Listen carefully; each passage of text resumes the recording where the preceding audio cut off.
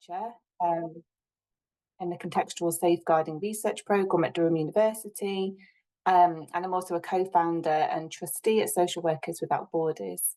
And I'm here with my colleague Delphine, who's a researcher also in the Contextual Safeguarding Research Programme and is going to be leading our future work on contextual safeguarding with asylum-seeking young people in the UK. So what we're here to talk about today, so contextual safeguarding is a framework developed within our research programme, but with practitioners across the country for responding to significant harm and violence that adolescents can experience beyond their families. So, for example, that might be in friendship circles, peer groups, at school, or in their neighbourhoods or communities. And in this presentation, I'm going to give you a really brief overview of what contextual safeguarding is. And then Delphine's going to share findings from a recent research study that was called Contextual Safeguarding Across Borders.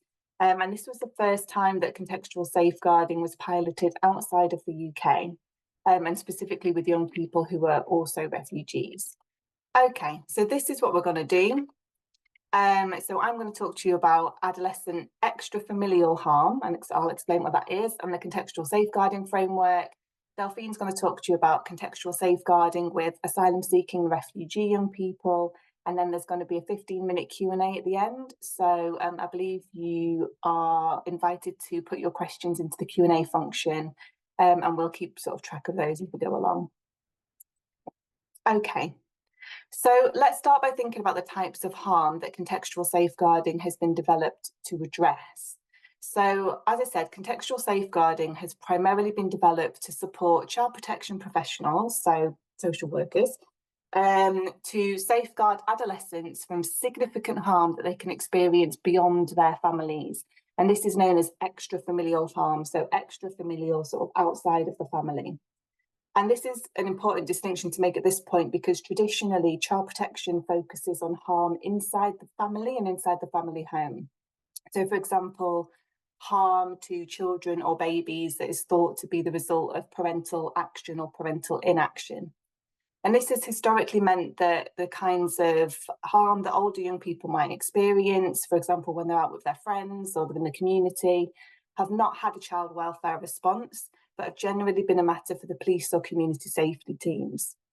So contextual safeguarding is about ensuring that young people who experience significant harm anywhere, so not just in the family, get a child welfare response. So that means it's about meeting their needs and not just about, say, preventing crime or reducing antisocial behaviour. So what types of harm are we talking about? So these types of harm can include harmful sexual behaviour, so that can be between young people, teenage relationship abuse, so sort of domestic abuse that happens within those sort of first teenage relationships, child criminal exploitation. So in the last sort of 10 years or so, this has been more commonly sort of around on the agenda. So this idea that young people are exploited by other young people or adults outside of their families to engage in sort of criminalised activity. Child sexual exploitation, so we've been sort of aware of this for slightly longer, sort of last couple of decades. So again, the idea that young people are sort of exploited by adults outside of their families and sometimes by their peers to engage in sexual activity in exchange for things.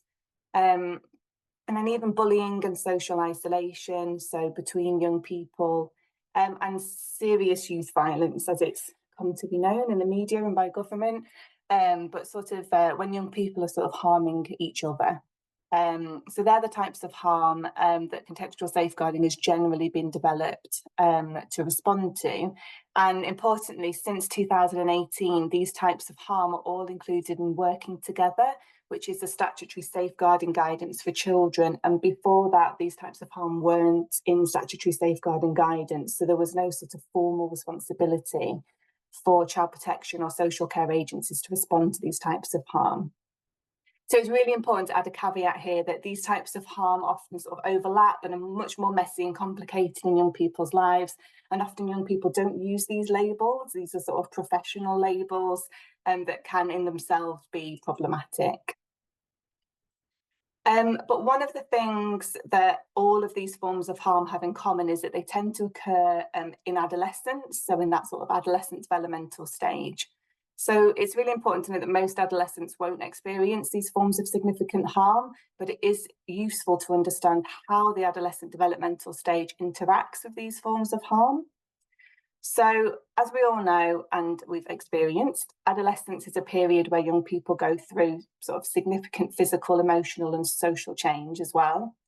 It's a period generally thought to span from about 10 or 12 into our mid 20s, sort of up to around 25, but of course that's hugely variable. And there are, of course, sort of not just individual, but also contextual and cultural variations in that too. But there were four key features of adolescence that are generally thought to be particularly relevant to extra-familial harm. So first of all, it's generally a time where we are more open to risk-taking, and this is important developmentally because it helps us to begin to build our independence and learn new things about the world. It's why generally people say, it's better to learn to drive when you're younger and sort of less afraid, less risk-averse. But we're also more likely to take risks with other people during adolescence than we sort of are as adults, so with our friends. It's also a period where we're motivated, and again, this is generally by more short-term gains, and a sort of a neurodevelopmental explanation for that our brains have not yet fully developed the capacity to think about long-term consequences of our actions, or sort of to project distant sort of into the future. So when we've only lived short lives, sort of thinking, way into the future is much harder. It's also a time when puberty happens, and this can bring with it intense emotions that we're having to sort of learn how to regulate.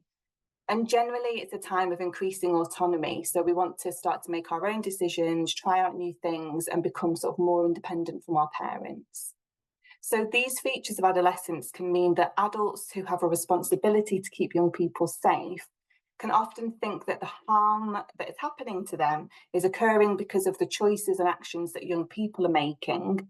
And that can lead to professionals becoming frustrated, that young people continue to put themselves at risk, as we hear quite often, despite interventions from, say, parents or professionals. So, for example, continuing to skip school or going missing or spend time with people who are harming them. And these sort of dynamics are often spoken about by professionals as being sort of like a headache situation where adolescents are seen as sort of difficult to work with, difficult to engage, as you've probably heard people say, or is just generally troublesome and awkward. On the other hand, these developmental features can be targeted by people who want to harm young people. So, for example, offering a sense of risk-taking, offering sort of adult experiences or even money. And of course, there can be significant financial and other social pressures as well on young people that can create sort of vulnerabilities to these forms of sort of exploitation or harm. And professionals often try to work against these features of adolescence. So, for example, imposing strict rules like curfews or rigid expectations around young people. But research and what young people tell us is often that they want professionals to work with them flexibly and in a way that's sensitive to and supportive of this sort of specific developmental stage. So the other thing that all of these harm types have in common is that they often tend to take place in relationships and contexts or sort of places outside of the family home. So in order to understand how to prevent and address these types of harm, we need to understand those contexts where harm happens. So as I said before, traditionally, child protection is focused on the family and the family home. But other contexts and relationships are often much more significant for these types of harm. So noting the ways, as I said, in which professionals have struggled to support adolescents with these types of harm, it's also important to note that poor supportive structures, hostile policies and media narratives about young people, for example, are often also features of these extra-familial contexts. So, for example, things that happen at home are, of course, often related to young people's experiences beyond their families. So, for example, if they've got siblings who are being harmed, or if young people are living in poverty, these can interact with their experiences of violence outside the family. But the child protection system often only focuses on what parents are doing or not doing, when a lot of what is happening is often out of the control of parents. Young people are often harmed or harming with their friends or peers, as I said, but friends and peers can also be a really positive and vital source of support for young people.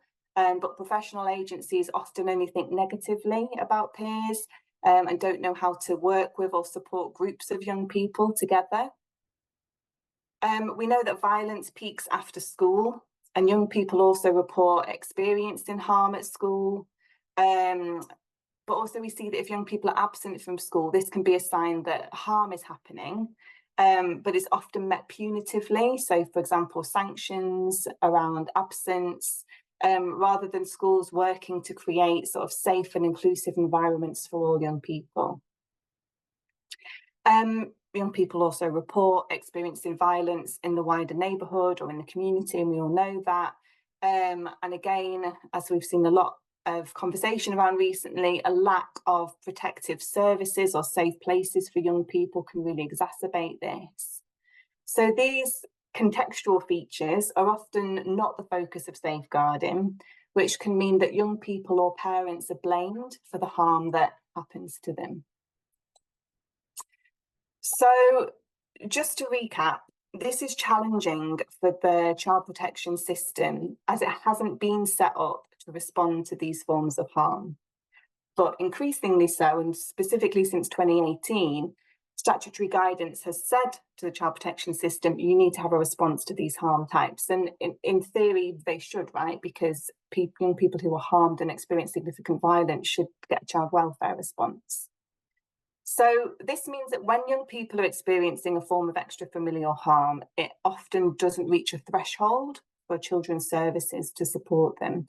So this can leave young people unsupported or sort of leaves the issue just to the police or community safety that has more of a focus on crime prevention and antisocial behaviour, and that's sort of the only thing that's left. And this is because of 4 reasons. So the child protection system, as we've discussed, was set up to work with vulnerable children who are vulnerable in the context of their families, not vulnerable adolescents who are maybe at risk beyond their families. The child protection system was very much set up to look at risk within the home, not risk outside of the home. So from assessment through to planning and intervention, it's all about sort of the family and the family environment. When, as we've seen, the sorts of harms young people experience that are extra-familial are often about friendship circles and what's happening in the neighbourhood. And then the child protection system was set up to intervene with abuse that's caused by adults. So not always adults in the family, but often adults in the family. And what we see with these types of harm is that young people are not always, but often being harmed, are also harming others. And sometimes that's between peers, and there's not sort of a nuance in the system to respond to that. And finally, the child protection system was set up to work with unsafe individuals, not unsafe social spaces, and that's what contextual safeguarding is focused on. But over the last 10 years, there has been a shift in how extra-familial harm has been sort of viewed across the UK. So it came into statutory guidance in England and Wales, but it features in lots of safeguarding guidance in Scotland and in Northern Ireland too. So updates to UK policy and practice mean that safeguarding professionals are now being asked to address harm that happens outside of the home. And the contextual safeguarding framework has been supporting the sector to do that. So not just social care professionals, but also schools and VCS organisations. And it's good, right, that children experiencing this type of harm should, in theory, receive a child welfare response rather than, say, a policing or criminal legal one. However, trying to fit extra-familial harm into a safeguarding system that's focused on parenting is, as the slide shows, like trying to fit a round peg into a square hole. So, for example, take a child experiencing physical harm from a parent, so that fits in the current system. Take a child experience sexual harm from an uncle, say, that fits in the current system. But if a child is being sort of forced to sell drugs to peers in their community, then that is like putting a square peg into a round hole. It doesn't fit. So there are problems. So enter the contextual safeguarding framework, and not that it's a cure-all solution, but the contextual safeguarding framework was developed in 2017. It's been piloted in 10 local areas across England and Wales. It's referenced in statutory guidance as well as guidance for schools and the VCS sector. And at the moment, about 80 plus local authorities across England, Wales and Scotland have committed to sort of adopting this approach, which is meant to sort of address some of that challenge of the sort of square peg round hole. So the contextual safeguarding framework has 4 key domains that anybody wanting to develop the approach would be sort of working towards. So domain 1 is target. So that means that any type of assessment or support or intervention seeks to identify, assess and intervene with the social conditions of harm. So this is about understanding and supporting the locations and contexts where harm happens, and also thinking about how, you know, structural inequalities and systems harm interact with those contexts. So whether that's a shop or a school, a peer group, or a park, the contextual safeguarding framework says that should be the focus, not just an individual child and their sort of thinking or actions and decisions. So, for example, if a young person experiences harmful sexual behaviour at school, how can we make the school safer for that young person, rather than sort of moving them away from school or trying to increase their awareness about violence or something like that? They might all happen, but contextual safeguarding focuses on the latter. So domain 2, legislative framework. So this one's really important. So this is about incorporating extra-familial context into child protection frameworks. So it's about bringing a child welfare approach to these problems. So that's about promoting the needs and best interests of young people. So it's not about taking this approach to sort of disrupt crime or address antisocial behaviour as policing or community safety might do. It's about looking at these problems and bringing a child welfare approach to this, which is looking at the needs of young people in the spaces where harm is happening and building safety around young people. Domain 3 is partnerships. So to do contextual safeguarding, we'd need partners that maybe aren't the traditional safeguarding partners, but with people and organisations that young people trust and want to work with, and therefore have reach into the sorts of spaces and relationships where harm is happening. So this might mean, for example, working with community groups, bus drivers, shop vendors, people who work in parks, but also in partnership with parents and young people. And domain 4 is about outcomes. So this is about making the spaces where harm happens safer and not just seeking to monitor or change the behaviour of young people or their parents or carers. And this is often the hardest domain to achieve because it's about changing child protection culture and often the culture in schools and VCS organisations, which can be focused on individual level change. So this is about measuring change in context and focusing on sort of what we can do as adults and professionals to make those spaces safer for young people. And finally, as we've seen the take-up of the contextual safeguarding framework across the country, as a research programme, we felt the need to more clearly articulate the values that underpin this work. So we've seen many services say they're doing contextual safeguarding, but often what they're doing is taking the traditional child protection system and moving the lens to, say, a park or a peer group. And really it requires more of a sort of cultural and value change that really is about promoting the best interests and welfare needs of those children in collaboration with them. And it takes time, right? So the values are that it's rights-based. So this means it's rooted in young people's rights to protection, but also their rights to privacy, their rights to association.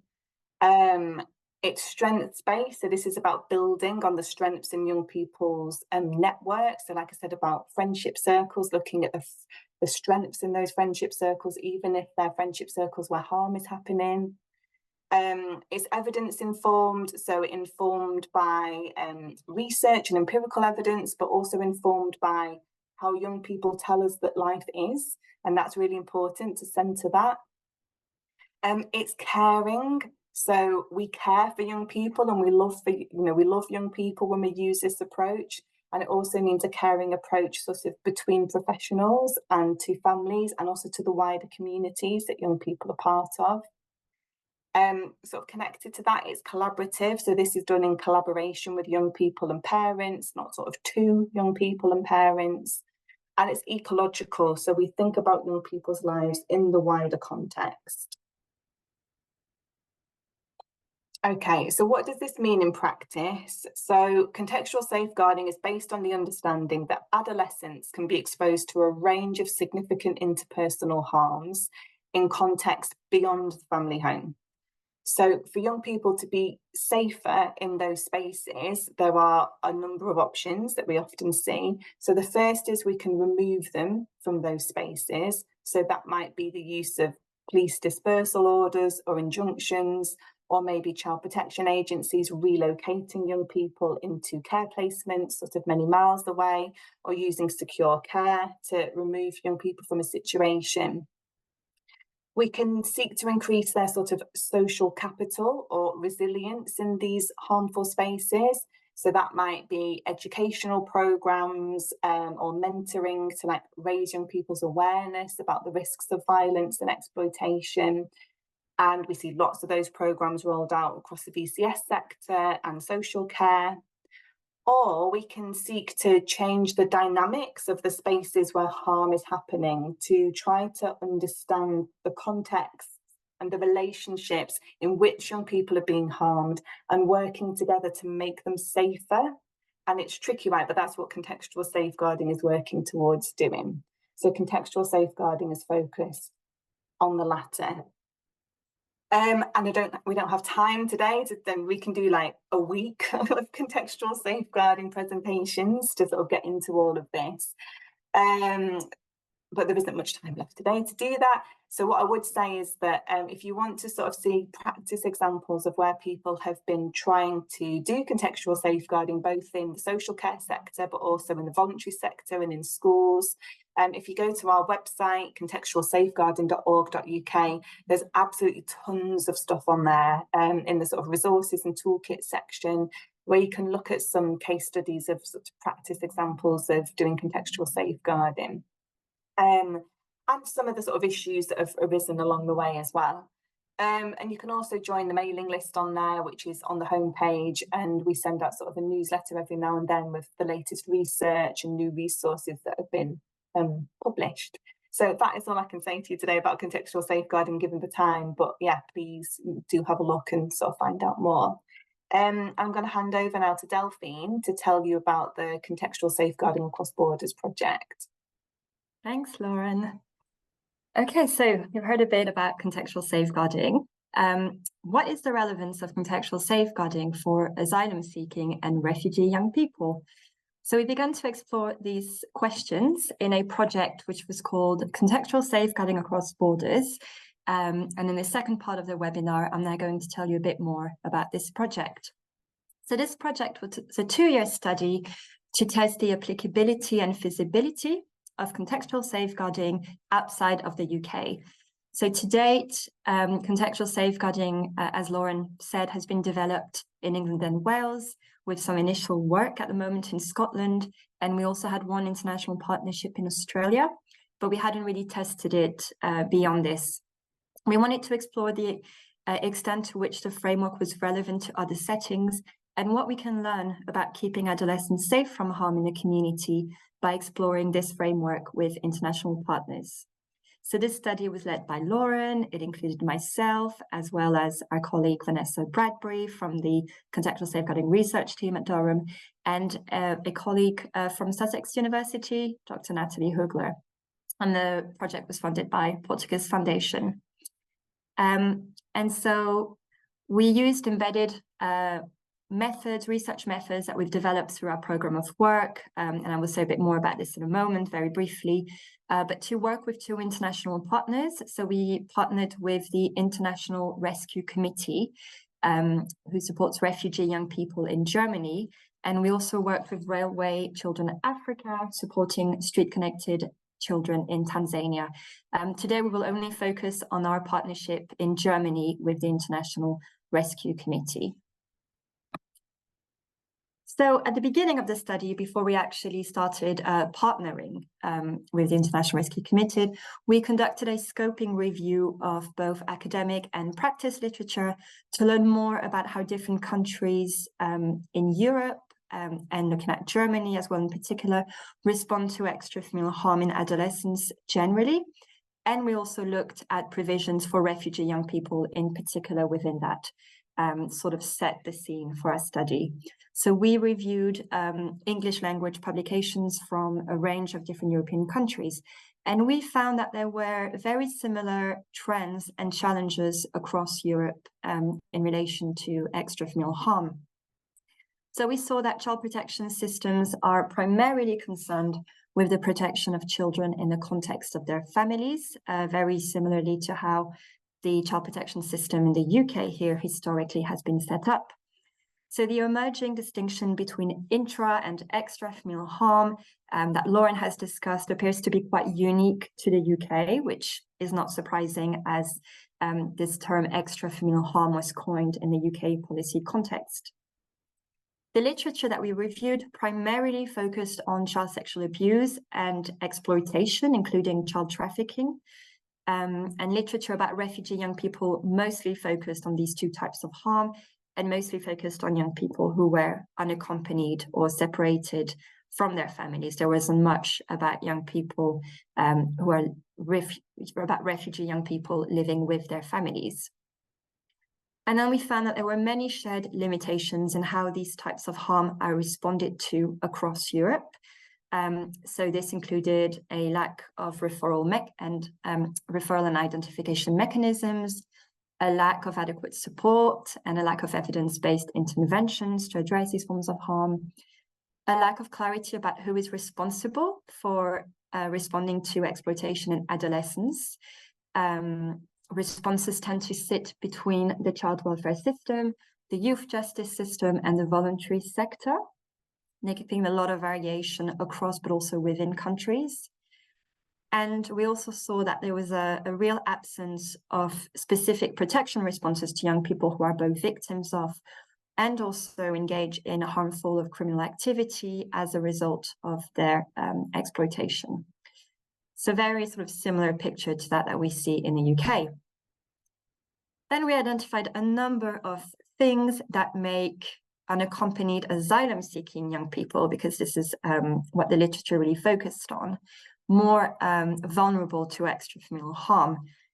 So they can be exposed to a range of harm during their migration journey. And of course, being unaccompanied, they're often outside of the protective relationships from their families. So it makes sense that they're even more vulnerable to extra-familial harm. There is a lack of suitable accommodation and care provisions for unaccompanied asylum-seeking young people in many European countries, and many end up staying for long periods of time in temporary accommodations, such as shelters, hostels, camps, which can be places where they are exposed or re-exposed to harm. So, for example, in Germany, we saw that there was an increasing number of unaccompanied young people housed in general adult accommodation for refugees or temporary shelters, because there's just a lack of infrastructure. The support to refugee young people can also be undermined by immigration control priorities, and of course this can add additional barriers to safety. In many places, young people seeking asylum are placed in detention centers because of their irregular status, and so they end up not only being criminalized, but also completely falling out of child protection systems. There's also wider issues around integration, with a lack of integration measures, and then support often stops when young people turn 18, with very limited access to education, training, and employment. And of course, those that have not been granted asylum can also face deportation. And all of these can be compounded by broader hostile policy environments. So I'm sure for many of you working in this field, these challenges would look very familiar to you. And as I said, they really are shared across many countries. So based on this scoping review, we then identified sort of 3 key areas in which we feel that contextual safeguarding could have some value in supporting the safeguarding of unaccompanied asylum-seeking young people. So first, we feel that it could highlight the need to find a place for extra-familial harm in child protection systems more broadly, and emphasize the need for child welfare responses to support these young people, including unaccompanied asylum-seeking young people. It can also prompt services to consider how they can create safety in contexts. We found very little evidence, very little examples in our review of interventions that seek to do the domain 1 of contextual safeguarding, as Lauren was saying, that seek to address the social conditions of abuse and target these contexts. And like what we often see in the UK, we saw that a lot of interventions were very much individualized, aimed at changing the behavior of young people through therapeutic or awareness-raising work. And while was not saying that this work is not important and doesn't have its place, we definitely noticed a lack of the other work around making contexts safer. So in the third area, which where we feel that contextual safeguarding can be helpful, is that, as our scoping review suggested, there's a pressing need for partnerships when it comes to addressing extra-familial harm. And of course, this is particularly relevant to asylum-seeking adolescents because of the very large range of agencies and organizations that can be involved in supporting and safeguarding this group of young people. And in many countries, civil society organizations, so including larger NGOs or smaller community organizations, tend to lead on service delivery and supporting these young people, particularly in offering child protection services to young people affected by exploitation and trafficking, because child protection systems are just simply not set up to do that. So contextual safeguarding as a framework could also help us bridge the various different forms of support provided to young people. So in the Contextual Safeguarding Across Border projects, after we've finished our sort of initial scoping of the literature, we then began our pilot project with the International Rescue Committee in Germany. And we partnered in one of their programs, which supports refugee girls and young women in an accommodation center in Germany. So the girls all lived in the center with their families, so they weren't unaccompanied. And we, the International Rescue Committee, run a weekly group mentoring program with them at the center. So these were the aims of the research, which I've mentioned before, which was to run a pilot with a partner organization outside of the UK and explore the feasibility of contextual approaches to safeguarding refugee young people from extra-familial harm. So this were sort of our methods, what we did, how we worked with the organizations, just very briefly to give you a sense of what we did. So we looked at all the policies that was held by the International Rescue Committee and the policies around their program of work, so their practice handbook and safeguarding policies. We interviewed project staff, which included as well the mentor of this group and volunteers working on the project. We held project meetings with all project staff to reflect iteratively on what we were learning as we were going along. We also observed some of their practice, so some were remote online, and some where our colleague, some of us went to Germany to observe. We also conducted a focus group with the group of girls and young women that was supported by the International Rescue Committee. And then we analyzed all of this data against the 4 domains of contextual safeguarding, so target, legislative framework, partnerships, and outcomes. So these are the activities that we, together with the International Rescue Committee, decided to trial with their mentoring group. So we held a focus group discussions with the girls to discuss themes of safety with them. So had an open discussions about where the girls felt safe and unsafe in the community, what safety meant to them. We also did a safety mapping exercise. So when I say we, actually the mentor of the group conducted a safety mapping exercise with them. A safety mapping is a tool that we've co-developed as part of the contextual safeguarding research team with social workers in the UK when contextual safeguarding was first being piloted. And it's a very simple tool, but very effective to help practitioners understand where a young person feels safe and unsafe in their community, and to start these conversations with them. So what you can do is you can print out a map of your local area or the neighborhood of a young person, or for instance, their route to school, any sort of context that you want to explore with them. And then you ask the young person to mark on it areas where they feel safe or unsafe. So they can do this with stickers, they can color code with pens, like green where they feel safe, amber where they're not so sure or feel a bit unsafe, red where they feel less safe.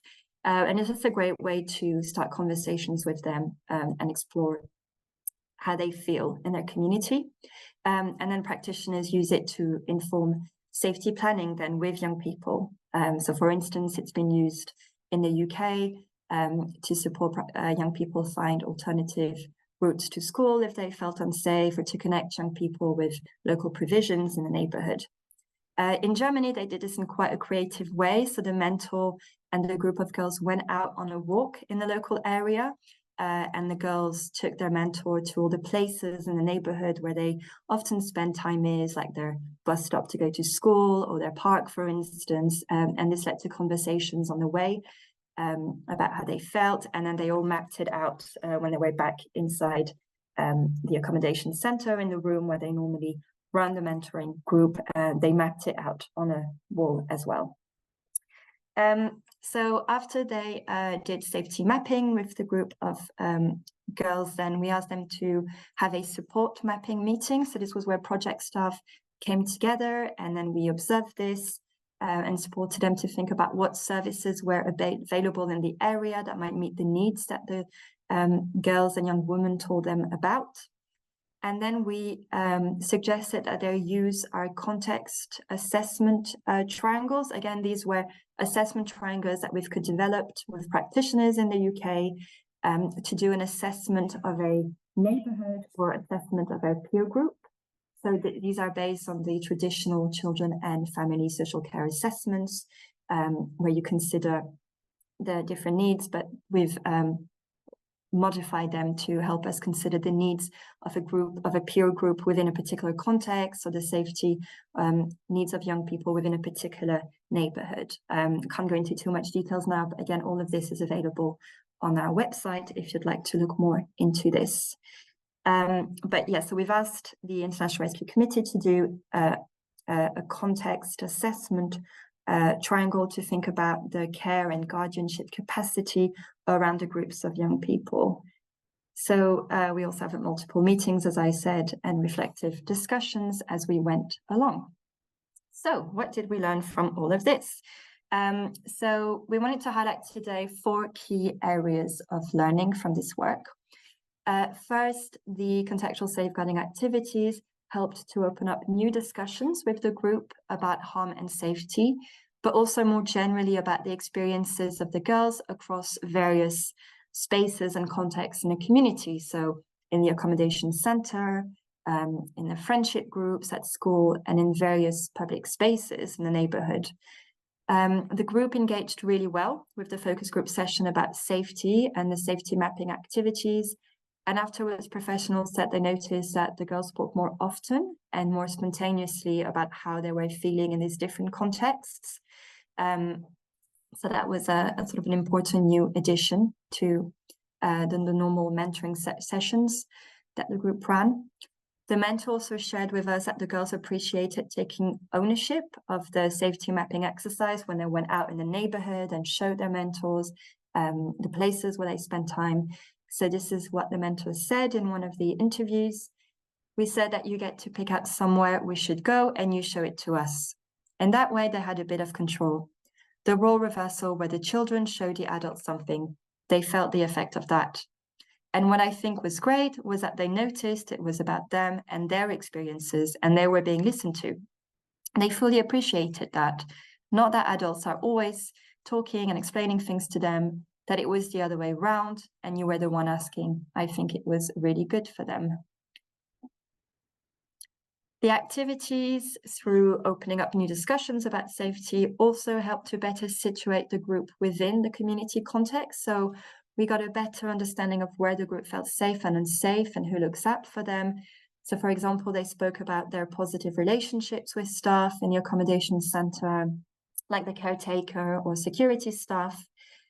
And during the safety mapping exercise, when they went around the neighborhood, the girls flagged some physical features of the community that made them feel a bit unsafe. So they spoke about the poor street lighting, or they spoke about being near a busy road. But these weren't their main concerns, actually. What they mostly talked about was their emotional and relational safety rather than their physical safety. And particularly, they spoke about their experiences of racism, of sexism, their various feelings of being marginalized from others in the community. And they spoke about these as things that made them feel unsafe. And then the context assessment and the safety planning activities helped us to further contextualize the issues raised by the group. And particularly, it highlighted the extent to which these girls were in many ways isolated from their wider community. So they live in a specialized accommodation.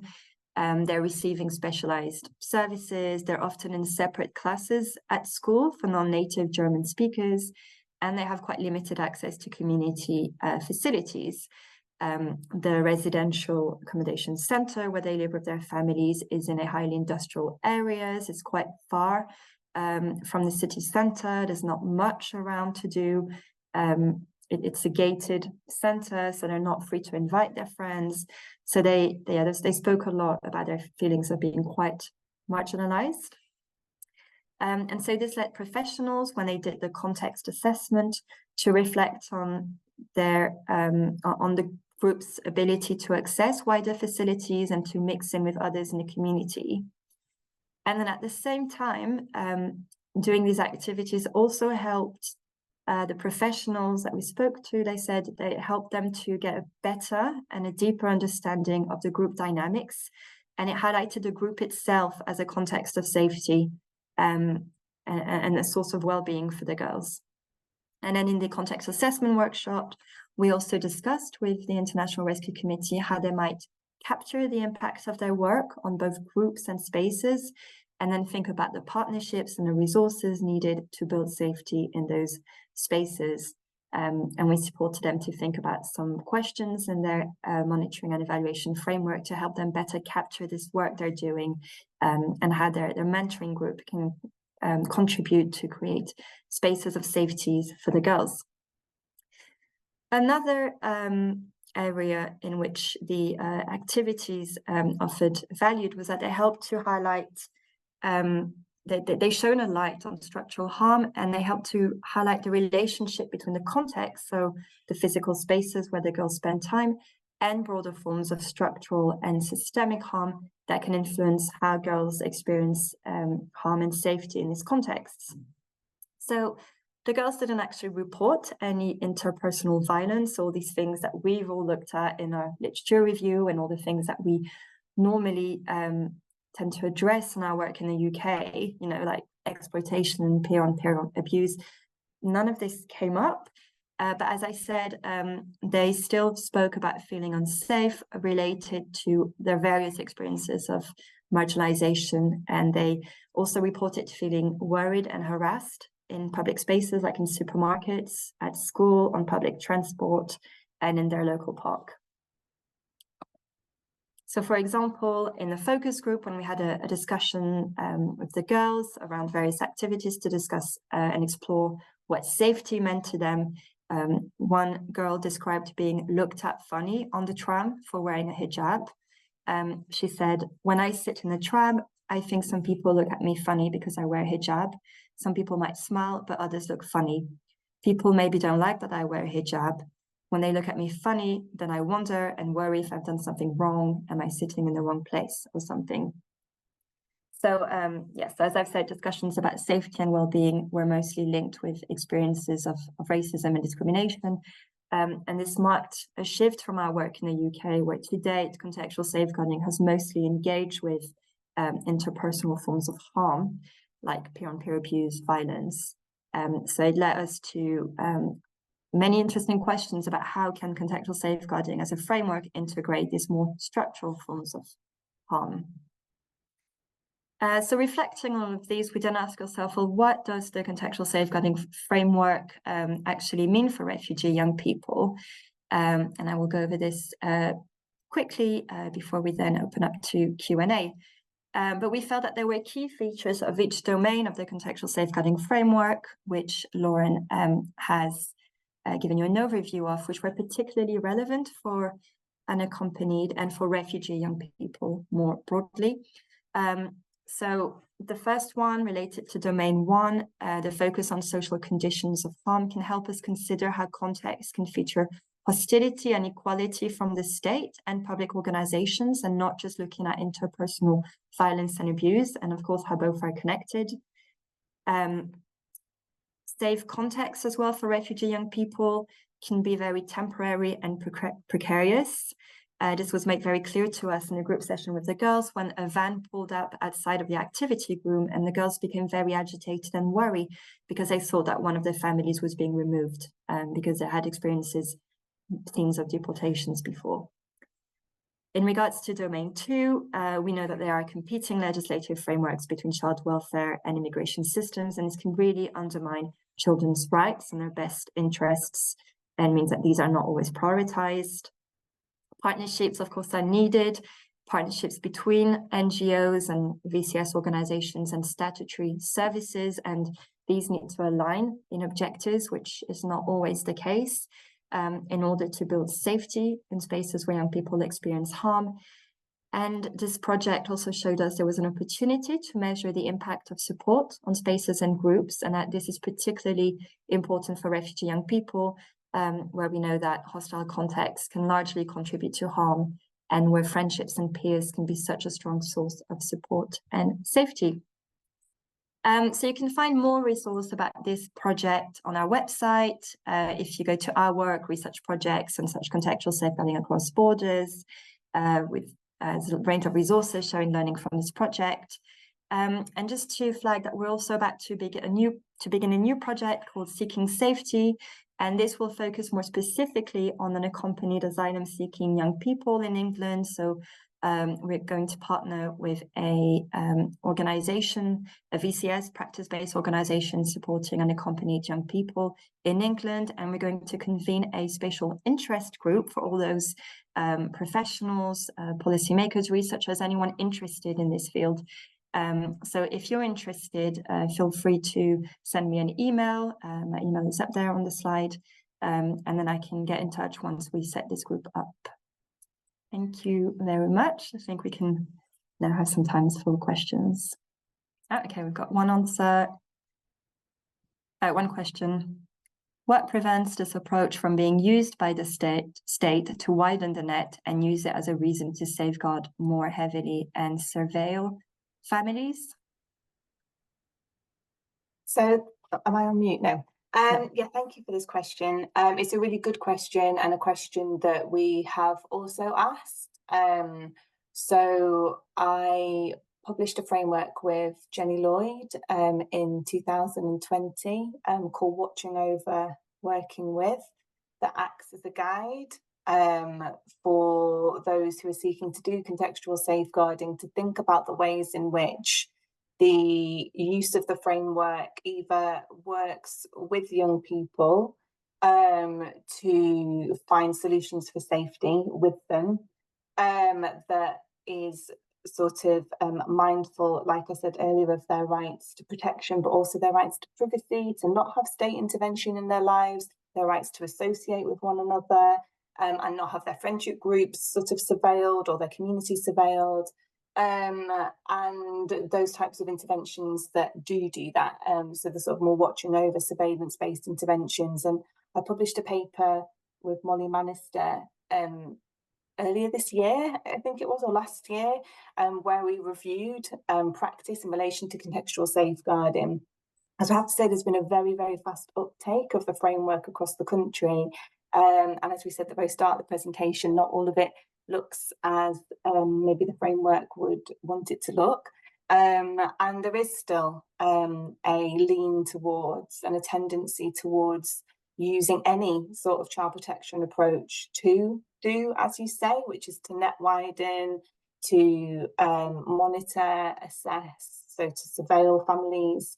And that is sort of, not the intention of contextual safeguarding. The intention should be the opposite, which is that by addressing sort of spaces and contexts that are harmful for young people, by building safety in those spaces, you're reducing the number of young people who are being subject to individual sort of level intervention, but also making spaces broadly safer for young people and engaging a range of partners to do that, but also addressing some of the sort of like structural inequalities in those spaces. But yeah, I'd invite you to sort of have a look at the watching over, working with work that we have done.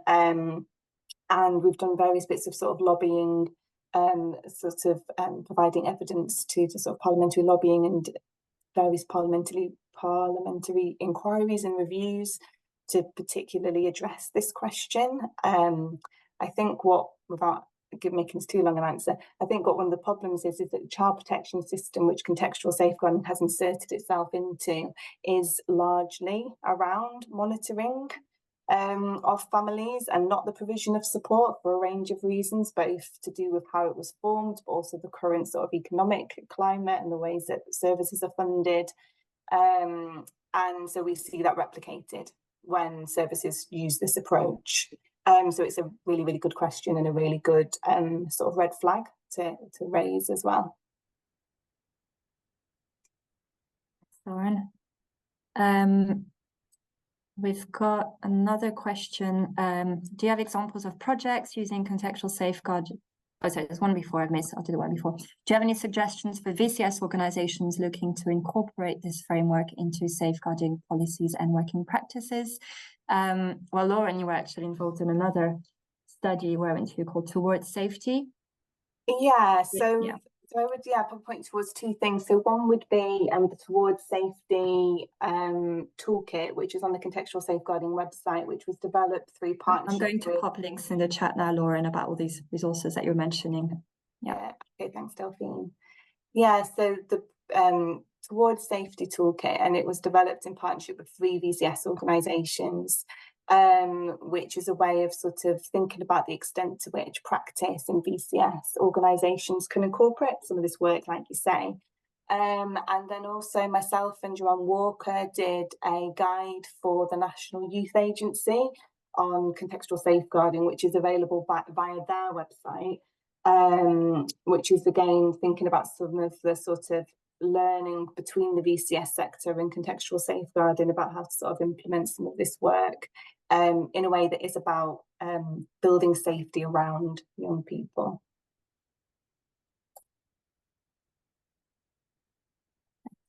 I've got another one. Sorry, my Q&A chat just need to pop it up again. Examples of projects using contextual safeguarding in the context of exploitation, criminality, for unaccompanied asylum-seeking children. For unaccompanied asylum-seeking children specifically, not yet, and this is what this future project, which we're about to begin, is going to be focusing on. So if you're interested in kind of keeping up to date and learning from the pilot as we go along, then you can get in touch with me. I'm going to convene a special interest group with professionals interested in using contextual safeguarding with this group of young people. But we do have a range of case studies on our website. I'm going to pop more link in the chat now to this for using the approach with other young people in the context of exploitation and criminality, if that's helpful in the meantime. We've also got a briefing from, I think it was 2019, on contextual safeguarding and sort of criminal exploitation, like county lines, which sort of takes a critical sort of contextual approach to thinking about that issue. So maybe pop that in as well, Delphine. There's another question here. How does the approach make parents feel safer from having children removed? So does this approach include clear condemnation of child removals? So it's really interesting, again, that you asked that question, because thinking about the contextual safeguarding framework, if a child has to be removed from a context that cannot be made safer for them, then if a child has to be removed from a context, that because that context could not be made safer for them, and often because the child protection system isn't resourced or really designed to make spaces safer for young people, you do see those removals. Between sort of maybe 2019 and 2021, we ran a study called Securing Safety, which looks at the use of relocation, so sort of child removals out of area in cases of extra-familial harm, and found fairly shockingly that around 1 in 10 young people who were known to children's services because of harms outside of the home were relocated. And we worked with young people, professionals and parents to look at the impact of these relocations, and found that often they were used as a last resort or because there was no other option or resource. And we also looked at the impact of those removals on parents, on young people, on young people's lives, and found, of course, that they had a range of sort of negative impacts, whilst being the only thing that was considered to sort of increase physical safety, but that the placement could in the long term also undermine physical safety by removing young people from supportive networks, from places that they know, from their schools and colleges and this sort of thing. So that piece of work is called Securing Safety. It was cited in the independent review into children's social care in England as an example of sort of how these relocations are sort of an example of how we're failing young people in this sense. So you can have a look at that there. Thanks, Lauren.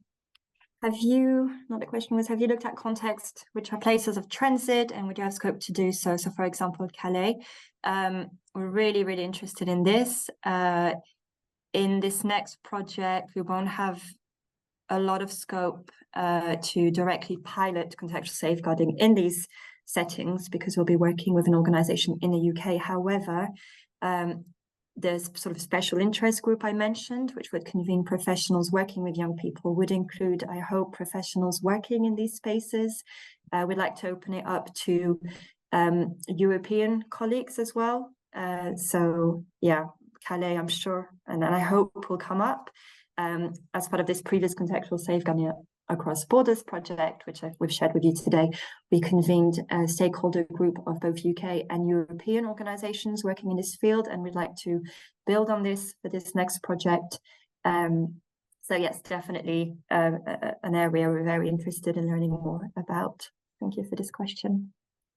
That's a nice comment from Nigel there. Thank you. I hope the resources are useful. And then just one final question around, I've only got 1 minute, but how does the approach handle collaboration with the police? And again, it's a really good question.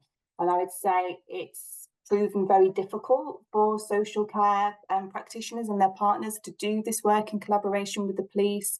Often we find that policing objectives override social care objectives, and that social care partners sometimes even integrate those sorts of perspectives into their own work.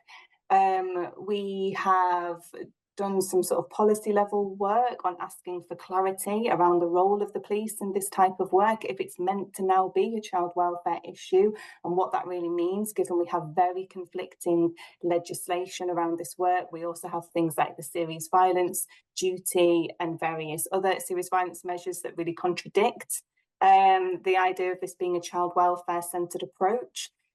We've seen local areas decide not to have police in multi-agency meetings doing this type of work, and we've also produced resources, it's called Hymn Sheet, on how to acknowledge those tensions and not ignore those tensions in multi-agency working, but it's definitely a tension that exists, so thanks for flagging that.